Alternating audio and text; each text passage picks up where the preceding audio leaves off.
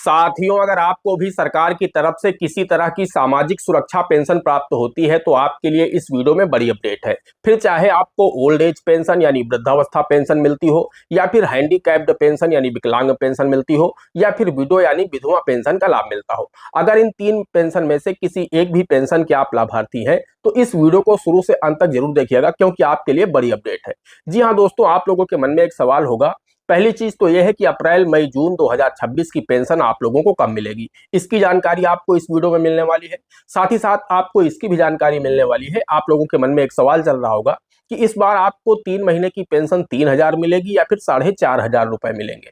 तो इसकी भी जानकारी आपको मिलने वाली है कि विभाग को इसका अप्रूवल मिल गया है फिर नहीं मिला है, सरकार की तरफ से इसका बजट पास कर दिया गया है फिर नहीं पास कर दिया गया है, पैसा आपको इस बार 3,000 मिलेगा या 4,500 मिलेगा, इसकी जानकारी आपको इस वीडियो में मिलने वाली है।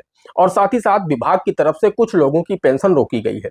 बहुत सारे लोगों की पेंशन जनवरी फरवरी मार्च की भी अभी तक नहीं आई है, तो उन लोगों की पेंशन कैसे मिलेगी।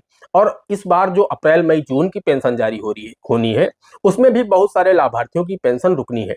तो कुल मिलाकर के जिन लोगों की पेंशन रुकी हुई है या फिर जिन लोगों की पेंशन रुकने वाली है, उनको पैसा किस तरह से मिलेगा, उनकी जो पेंशन रुकी हुई है वो कैसे मिलेगी, या फिर जिनकी पेंशन रुक जाएगी उसके लिए उन्हें क्या करना होगा, कहां जाना होगा, कौन से डॉक्यूमेंट देना होगा ताकि उनकी पेंशन उन्हें मिल जाए। सब कुछ अगर आप डिटेल से जानना चाहते हैं तो इस वीडियो में शुरू से अंत तक बने रहें। छोटा सा वीडियो है, आपका एक एक डाउट क्लियर हो जाएगा। पेंशन को लेकर के आपके मन में कोई भी डाउट नहीं रहेगा, आपको सब कुछ पता चल जाएगा। बस आप लोगों से एक छोटी सी रिक्वेस्ट हमारी हमेशा रहती है, अगर आपको वीडियो पसंद आता है तो वीडियो को एक लाइक कर देना।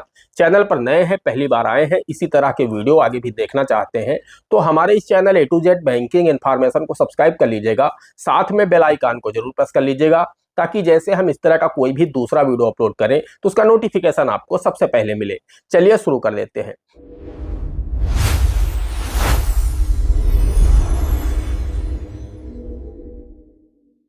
दोस्तों, हम आपको बताना चाहते हैं कि प्रदेश में सामाजिक सुरक्षा पेंशन के जो लाभार्थी हैं उनकी संख्या लगभग 1,18,00,000 के आसपास है, यानी बहुत बड़ा नंबर है ये। जिसमें अगर हम वृद्धावस्था पेंशन यानी ओल्ड एज पेंशन की बात करें तो अकेले लगभग 67 से 68 लाख लाभार्थी हैं सिर्फ और सिर्फ ओल्ड एज पेंशन के, जो कि एक बहुत बड़ा नंबर है। बाकी बचे हुए जो नंबर है उसमें से हैंडीकैप्ड पेंशन और विडो पेंशन के दोनों लाभार्थी हैं। तो कुल मिलाकर के बड़ा अमाउंट है, बड़ा नंबर है। अब दोस्तों, हम आपको बताना चाहते हैं कि सरकार ने तो अपने बजट 2026 जब पेश किया था तभी कह दिया था कि अप्रैल 2026 से आप लोगों की जो पेंशन है वो 1,000 की जगह अब 1,500 रुपए प्रति माह होगी।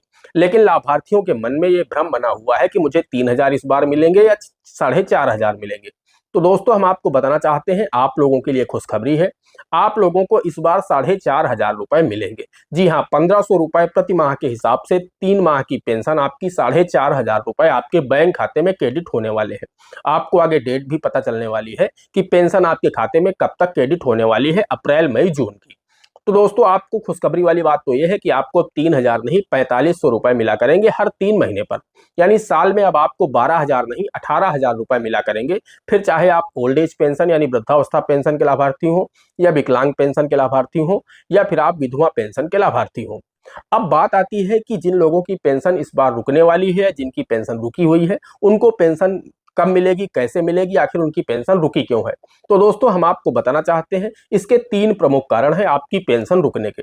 पहला जो कारण है, हो सकता है आपकी पेंशन की ई-केवाईसी ना हुई हो। तो अगर अभी तक आपकी पेंशन की ई-केवाईसी नहीं हुई है, आपने नहीं कराई है, अभी तक विकल्प था आप लोग किसी भी लोकवाणी केंद्र सीएससी सेंटर में करा सकते थे, लेकिन अब वो व्यवस्था सरकार ने समाप्त कर दी है। अब आपको समाज कल्याण विभाग की ऑफिस जाना होगा, वहीं से आपकी पेंशन की केवाईसी होगी। तो आपको वहां पर चले जाना है अपना आधार कार्ड लेकर के और एक एक्टिव मोबाइल नंबर लेकर के।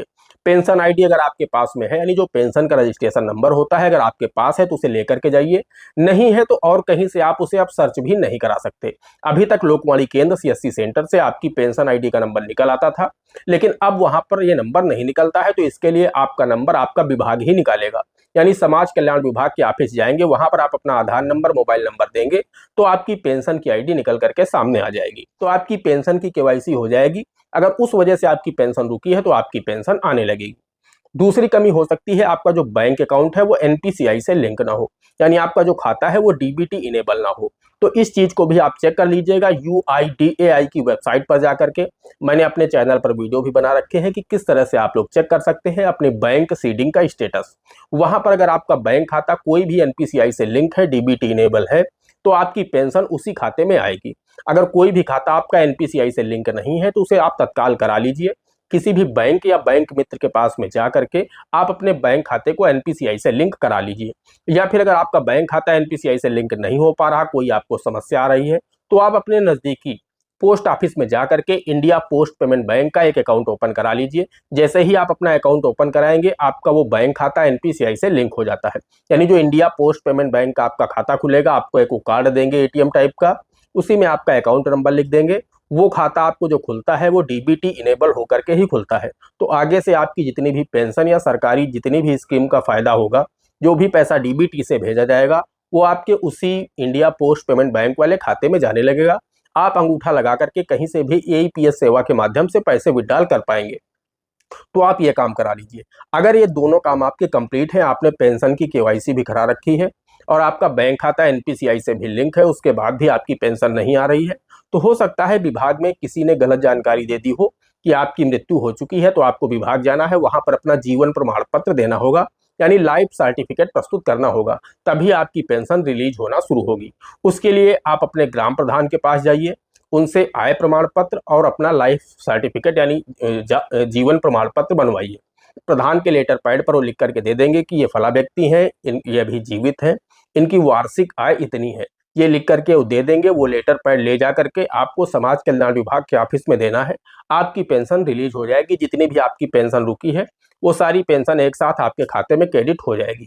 तो ये 3 कारण हो सकते हैं आपकी पेंशन रुकने के, और आगे से अगर आपकी पेंशन रुकती है तो ये ही 3 कारण होंगे। तो इनमें से देख लीजिएगा, क्योंकि बहुत बड़ी संख्या में लोगों के जो बैंक अकाउंट है वो अभी तक एनपीसीआई से लिंक थे। लेकिन अगर हम उत्तर प्रदेश की बात करें तो उत्तर प्रदेश में जो आर्यावर्त बैंक था, या प्रथमा यूपी ग्रामीण बैंक, या फिर बड़ौदा यूपी ग्रामीण बैंक, इन 3 बैंकों का मर्जर हुआ, जिसके चलते उनके जो आधार थे वो डीसीड हो गए उनके बैंक खाते से। ये बड़ी संख्या में मतलब की संख्या में लोगों के जो बैंक खाते थे वो एनपीसीआई से लिंक थे, लेकिन अचानक वो डी लिंक हो गए। तो अब उनकी फिर से केवाईसी हो रही है। तो अगर आप उत्तर प्रदेश के निवासी हैं, मैं उत्तर प्रदेश की ही पेंशन की बात भी कर रहा हूं, और आपका खाता इन किसी भी बैंक में था, आर्यावर्त बैंक या फिर प्रथमा यूपी ग्रामीण बैंक या फिर बड़ौदा यूपी ग्रामीण बैंक, अब इन 3 बैंकों का मर्जर करके उत्तर प्रदेश ग्रामीण बैंक बना दिया गया है। तो आप अपने बैंक में जाइए, अपने खाते को दोबारा से आधार लिंक कराइए, एनपीसीआई लिंक कराइए। और सबसे बेहतर विकल्प है कि आप उस बैंक के, उत्तर प्रदेश ग्रामीण बैंक के किसी भी बैंक मित्र के पास चले जाएं, अपना आधार लेकर के उनसे बोल दीजिए हमारे खाते को डीबीटी लिंक कर दीजिए, एनपीसीआई लिंक कर दीजिए। वो 2 मिनट में कर देंगे आपका बायोमेट्रिक लेकर के। तो आपका खाता 24 से 48 घंटे में एनपीसीआई से लिंक हो जाएगा। तो आपकी पेंशन अगर इस वजह से रुकी है तो आपकी पेंशन बहुत ही जल्द आपके खाते में क्रेडिट हो जाएगी। जैसे ही विभाग प्रोसेस करेगा आपकी पेंशन आ जाएगी आपके खाते में, जितनी भी पेंशन आपकी रुकी हुई है। अब हम बात कर लेते हैं कि पेंशन आपको मिलेगी कब। अमाउंट भी बढ़ गया आपका, आपकी समस्या भी दूर हो गई।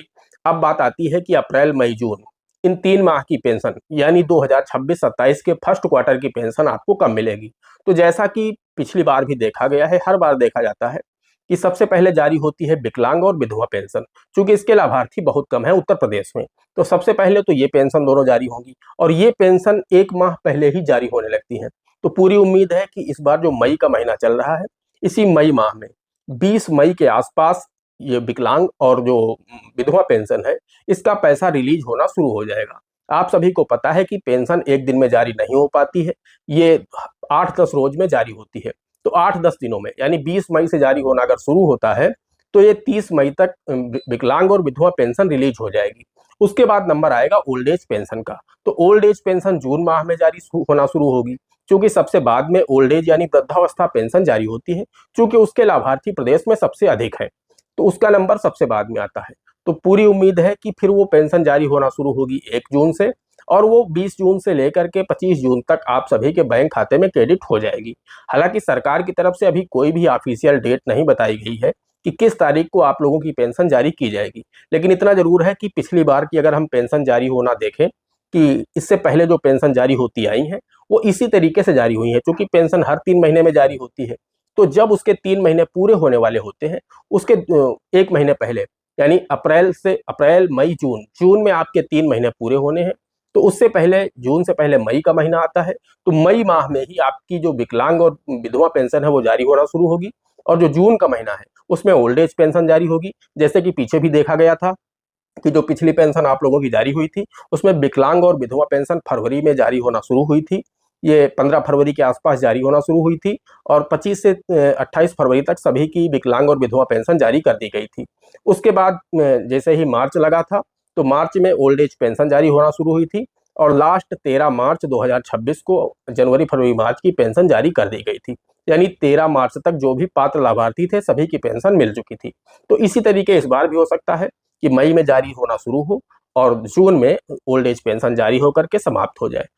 तो आप लोगों को इसी मई माह में विकलांग और विधवा पेंशन का पैसा मिल सकता है, और जून माह में ओल्ड एज पेंशन का पैसा मिल सकता है, ऐसा मुझे लग रहा है। क्योंकि सरकार की तरफ से अभी कोई भी ऑफिशियल अपडेट नहीं आया है, सरकार की तरफ से अभी कोई आधिकारिक घोषणा नहीं की गई है। बाकी आप हमारे इस चैनल को सब्सक्राइब करके रखिए, बेल आइकन को प्रेस करके रखिए। जैसे ही कोई भी अपडेट आता है हम उस पर आपको जानकारी सबसे पहले उपलब्ध कराएंगे वीडियो बना करके। दोस्तों, आज के वीडियो में इतना ही। मिलते हैं अगले वीडियो में किसी अगले इंटरेस्टिंग टॉपिक के साथ। तब तक के लिए जय हिंद, जय भारत।